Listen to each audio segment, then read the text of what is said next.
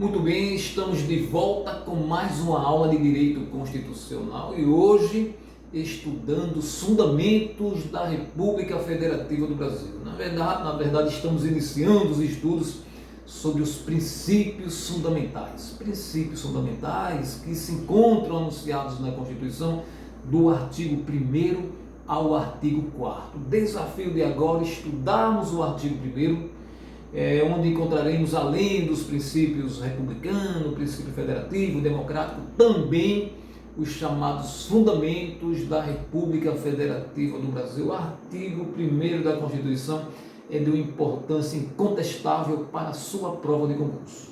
E aí, vamos já fazer a leitura do caput do artigo 1º. A República Federativa do Brasil, formada pela união indissolúvel dos estados e municípios e do Distrito Federal, constitui-se em Estado democrático de direito e tem como fundamentos.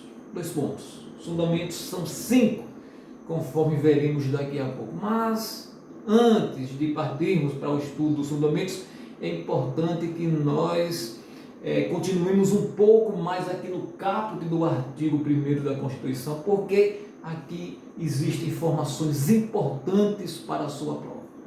Veja só.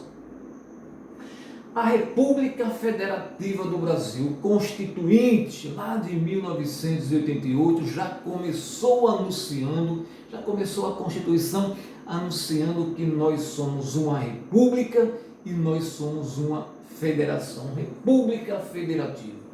Então, vamos começar entendendo melhor o que é ser república, entendendo melhor o que é ser uma federação, né?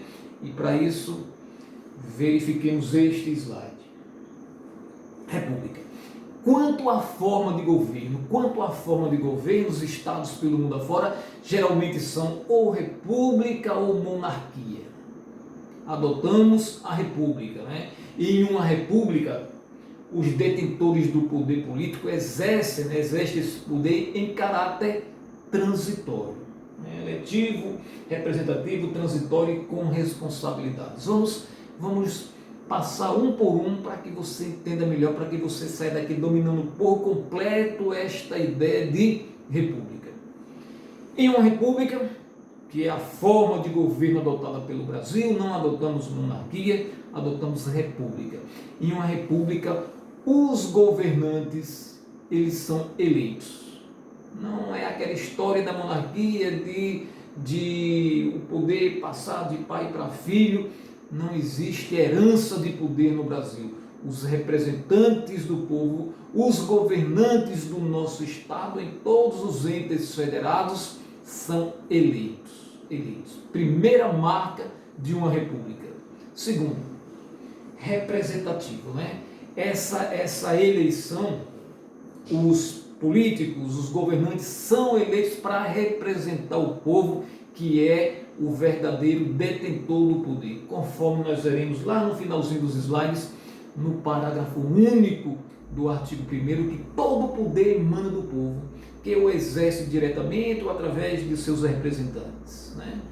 Diretamente também veremos que algumas manifestações pequenas, mas o que prevalece mesmo na nossa república é este caráter representativo do exercício do poder.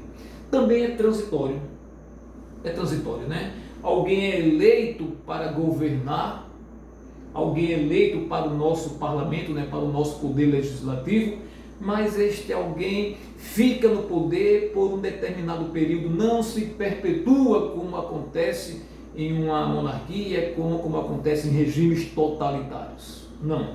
Na república, o exercício, né, do poder, o governo, ele fica na mão de determinados indivíduos por um período determinado. Por isso que esta característica da transitoriedade própria da república. E por fim, uma outra característica importante para a república é que os governantes exercem o poder com responsabilidades. O que significa dizer isso? Os governantes no Brasil, os governantes em uma república, ao exercerem, né, os seus governos, eles precisam prestar contas ao povo.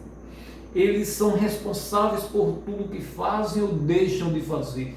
Não se verifica isso em um regime totalitário de governo. Os governantes são irresponsáveis, não respondem a ninguém pelos seus atos. Na República, sim. República, o governo é exercido com responsabilidade de seus agentes, responde perante o povo, né? Tudo isso de acordo com a dinâmica de um Estado democrático de direito. Então, República é uma forma de governo, né, adotada pelo Brasil, onde os detentores do poder político exercem caráter eletivo, representativo, transitório com responsabilidade. Mas o nosso Constituinte de 1988 começou anunciando que a República Federativa do Brasil, então também somos uma federação. Se quanto à forma de governo nós somos uma república, quanto à forma de Estado nós somos uma federação, né? Temos aqui um slide para melhor explicar. As formas de Estado. O Estado pode ser uma federação, o Estado pode ser unitário. Estado unitário não se verifica esta divisão em Estados-membros como temos no Brasil, né? A França é um exemplo de Estado unitário, existe ali a União e os municípios. No Brasil não. No Brasil nós adotamos a federação. E o que significa federação, né? Vamos entender aqui a partir de cada um dos pontos por nós selecionados. Federação entende o seguinte, né? Primeiro, quanto à forma de Estado, nós somos federação, não somos um Estado unitário. Federação, significando dizer que em um mesmo território coexistem múltiplas unidades dotadas de autonomia política. No Brasil, nós temos a União, né? Temos o governo da União, mas nós temos em cada um dos Estados-membros, no Distrito Federal e nos municípios, seus próprios governantes, seu próprio poder legislativo. Nos Estados-membros, Distrito Federal e União, também poder judiciário, né? Então, por isso que são unidades dotadas de autonomia política.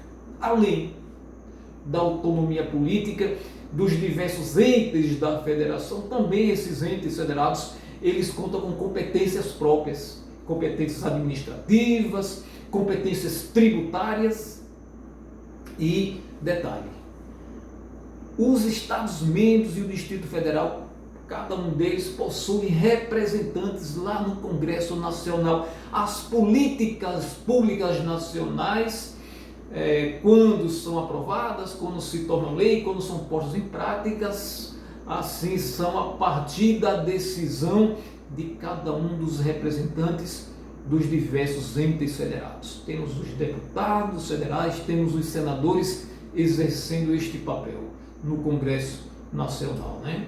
Então a federação, você entendeu que é quanto à forma de Estado, nós somos uma federação porque coexistem no mesmo território múltiplas, variadas unidades dotadas de autonomia política. E estas unidades dotadas de autonomia política são os entes federados, Estados-membros, municípios, Distrito Federal e a própria União.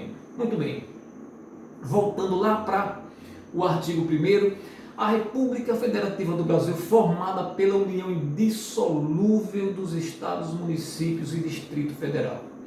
Nesta união indissolúvel, nós reconhecemos aquilo que a doutrina chama de princípio do vínculo indissolúvel dos entes federados, né?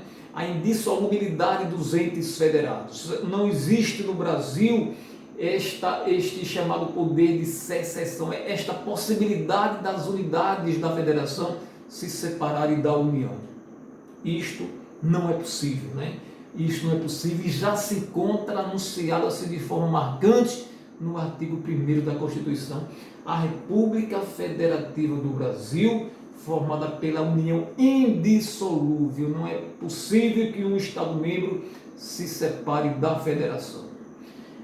Inclusive, quando aqui no começo ainda do artigo 1º do caput tem a República Federativa do Brasil, é bom que você anote no seu portfólio que esta forma de Estado, federação, é cláusula pétrea.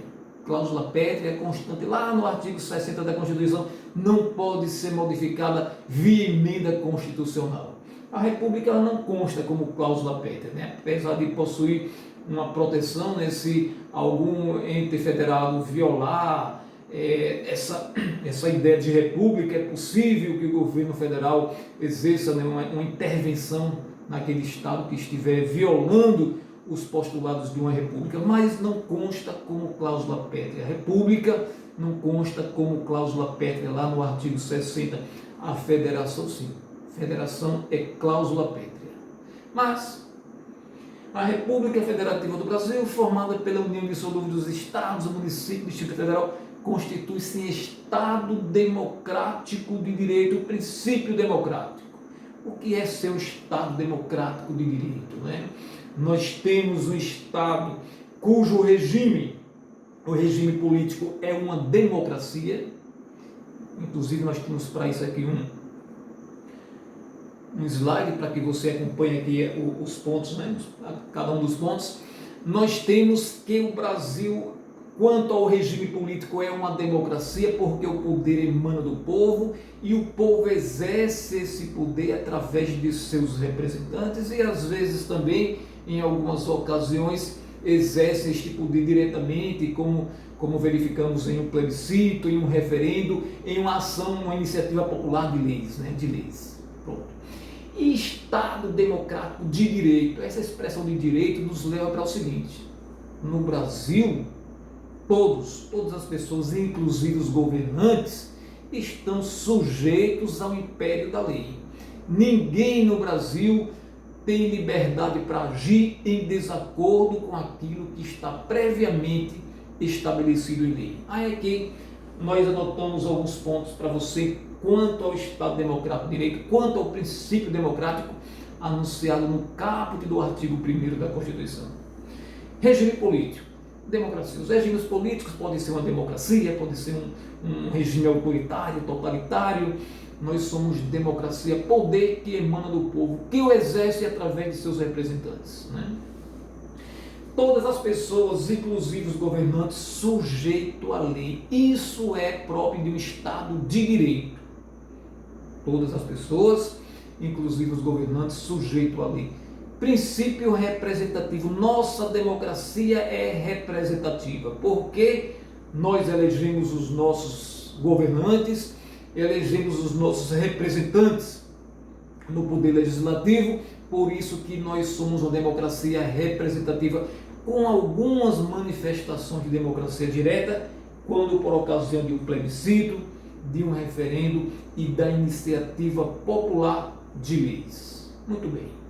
Com isso, nós estamos encerrando o caput do artigo 1º, mas no caput do artigo 1º, nós temos que esta República Federativa do Brasil tem como fundamentos.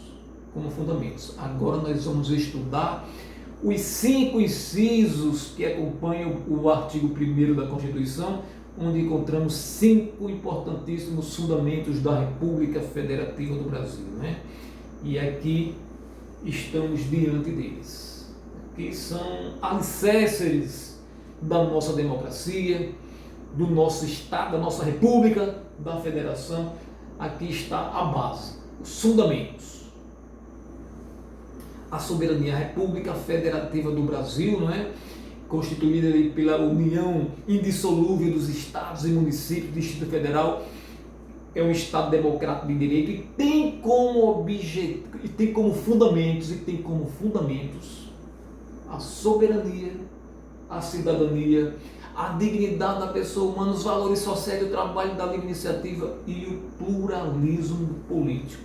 Vamos então nos deter em cada um desses fundamentos da República Federativa do Brasil. Soberania. A soberania nós verificamos em 2 âmbitos distintos, no âmbito interno do Estado brasileiro e no âmbito internacional. No âmbito interno, soberania quer dizer o seguinte: nenhum poder que exista no Brasil é maior do que o poder do Estado brasileiro. Nós temos poderes diversos, temos o poder econômico, nós temos poderes religiosos, nós temos poderes ideológicos, enfim, mas não interessa. O maior poder que se verifica no território brasileiro, no Estado brasileiro, é o poder do próprio Estado. Isto é soberania no âmbito interno. Já a soberania do Estado brasileiro no âmbito internacional significa dizer o seguinte: o Brasil se encontra, o poder do Estado brasileiro se encontra em pé de igualdade com qualquer outro Estado estrangeiro. Ninguém manda no nosso território, nós não mandamos no território de ninguém, né? Ninguém conduz as políticas, os negócios do nosso Estado, também nós não nos metemos nos negócios, na condução dos negócios políticos de Estado nenhum independente. Então é isso que é soberania, este poder maior no âmbito interno e este poder em pé de igualdade no âmbito internacional com qualquer um outro Estado independente. Muito bem. Mas os fundamentos da República Federativa do Brasil, além da soberania, temos também a cidadania, né? Os valores sociais do trabalho, da livre iniciativa, o pluralismo político, a dignidade da pessoa humana. E já vamos para o próximo fundamento. Cidadania. Importante fundamento da República Federativa do Brasil. E a cidadania, anunciada no artigo 1º, no inciso 2º, é uma cidadania vista em dois aspectos distintos. Tanto uma cidadania formal, como uma cidadania material. Quando nós estamos falando em cidadania formal, estamos nos referindo aos direitos políticos de votar e ser votado. Mas cidadania desejada pelo Constituinte lá de 1988 vai além de uma cidadania formal, vai além de um direito de votar e ser votado. Também se pensa em uma cidadania material. E o que seria uma cidadania material, né? O cidadão com possibilidades de influenciar diretamente ali na condução dos negócios públicos, fiscalizando, participando, sugerindo, denunciando. E nós temos no Brasil alguns institutos, né, que permitem de forma assim tranquila esta participação efetiva do cidadão nos negócios do Estado, na condução dos negócios do Estado. Por exemplo, a Lei de Acesso à Informação. A Lei de Acesso à Informação é um mecanismo de grande importância para que qualquer pessoa do povo possa fiscalizar a condução dos negócios públicos. Temos também esta possibilidade, né, de qualquer cidadão mover uma ação popular, impetrar uma ação popular, quando perceber ali algum desmando do poder de representantes, de governantes, né, do poder público. Então são institutos que, além, né, de outros, que trazem esta possibilidade de se exercer no Brasil a cidadania material. Constituinte de 1988 não se conformou somente com a cidadania formal, votar e ser votado, quis mais, quis a cidadania material. As pessoas, os brasileiros, né, efetivamente podendo participar da condução dos negócios públicos. Certo. Vamos para o próximo fundamento, importante: dignidade da pessoa humana. A Constituição, o artigo 1º da Constituição está querendo dizer com isso o seguinte: o Estado brasileiro é visto como uma organização centrada no ser humano e não em outros valores. O Estado brasileiro, a razão de ser do Estado brasileiro é o ser humano, é o brasileiro, né? Outros seres humanos que não brasileiros, mas que por aqui estejam, e não outros valores. Não estamos, o Estado brasileiro não é centrado em um valor, digamos, religioso, não é centrado na pessoa de um soberano, não é centrado nem mesmo no próprio Estado. A razão de ser do Estado brasileiro não é nem mesmo o próprio Estado, e sim o ser humano. E aí, no texto constitucional, nós vamos encontrar diversos comandos que trazem esta valorização, esta proteção à dignidade da pessoa humana, como, por exemplo, direito à vida, lá no artigo 5º da Constituição, né? Direito à liberdade, à igualdade, direito à honra, à intimidade, à imagem, tudo isso são garantias constitucionais, são proteções constitucionais em obediência ao princípio da dignidade da pessoa humana, em obediência ao fundamento da República Federativa do Brasil, da dignidade da pessoa humana. Isso em termos de Constituição, essas proteções. Temos também na legislação infraconstitucional, como por exemplo no Estatuto da Criança e do Adolescente, como no Estatuto do Idoso e demais diversos outros diplomas.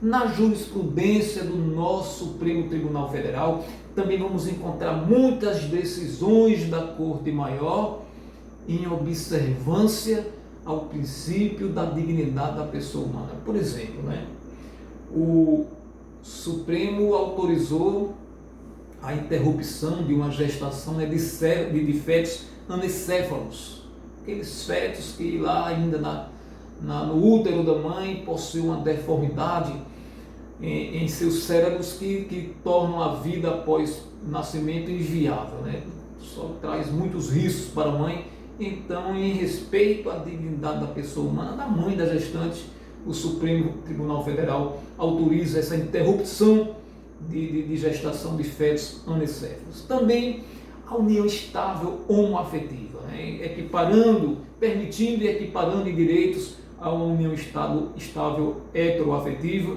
se reconhece a união homoafetiva. Essa proibição do uso indiscriminado de algemas, só se a polícia prendeu alguém, só deve usar algemas quando for realmente necessário. E aqui nós temos a questão também de o Supremo ter autorizado que os indivíduos transgêneros possam mudar o seu prenome lá em um cartório de registro civil, sem precisar antes passar por uma cirurgia, por outros procedimentos. Não, está autorizado o transgênero, aquele que tem no seu registro civil um nome de um sexo, de um gênero com o qual ele não se identifica, pode muito bem fazer. Tudo isso aí são decisões, tudo isso aí é jurisprudência do Supremo Tribunal Federal, embasada no princípio da dignidade da pessoa humana, um dos fundamentos da República Federativa do Brasil. Mas vamos para frente, Um outro fundamento: valor social do trabalho e da livre iniciativa. Com este fundamento, com este princípio fundamental, o Constituinte quis dizer o seguinte: o Brasil é um Estado capitalista e pronto. Livre iniciativa, Estado capitalista. Agora, nas relações entre capital e trabalho, deve-se observar o valor social do trabalho. Somos capitalistas, sim, mas não admitimos escravidão, não admitimos uma exploração. Por isso que é bem claro, um dos fundamentos da República Federativa do Brasil é este valor social do trabalho, alinhado com a livre iniciativa, Estado capitalista, mas que respeita os direitos do trabalhador. Muito bem. Temos ainda um último fundamento da República Federativa do Brasil, que é o pluralismo político. Pluralismo político, No Brasil não se admite que não se adota esta política de partido único, como existem por aí em alguns países, a exemplo da China, única ideologia. Não. No Brasil se abre a possibilidade para diversas ideologias, por isso que nós temos diversos partidos políticos, porque nos processos de formação das vontades políticas, das vontades gerais, devemos incluir as diversas correntes do pensamento, as distintas correntes do pensamento, inclusive aquelas minoritárias. É isto que significa o pluralismo político. Por fim, nós temos o parágrafo único do artigo 1º, que é mais um reforço àquela ideia de Estado democrático, princípio democrático anunciado já no caput. Todo o poder emana do povo, que o exerce por meio de seus representantes eleitos ou diretamente, nos termos desta Constituição. Já vimos que diretamente é possível através de um plebiscito, através de um referendo, também através da iniciativa popular de leis. E aí, gente, nós ficamos por aqui, terminamos os nossos estudos sobre o artigo 1º da Constituição. Espero que tenha sido útil aos seus estudos e convido você para a próxima aula, quando continuaremos a estudar os princípios fundamentais da República Federativa do Brasil, os princípios que se encontram anunciados do artigo 1º ao artigo 4º. Até breve.